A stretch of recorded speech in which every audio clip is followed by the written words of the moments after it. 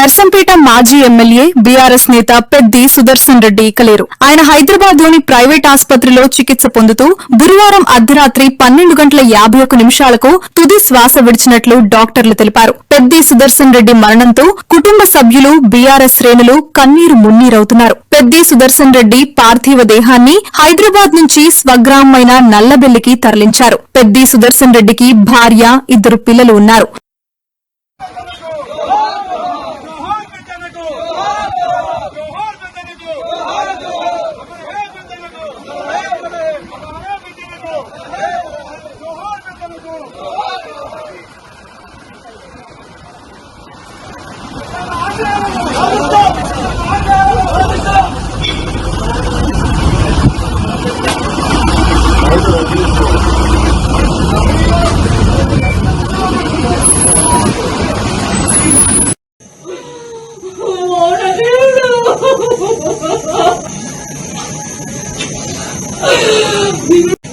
పిల్లి వెనకాల అర్థం ఉండలేదు.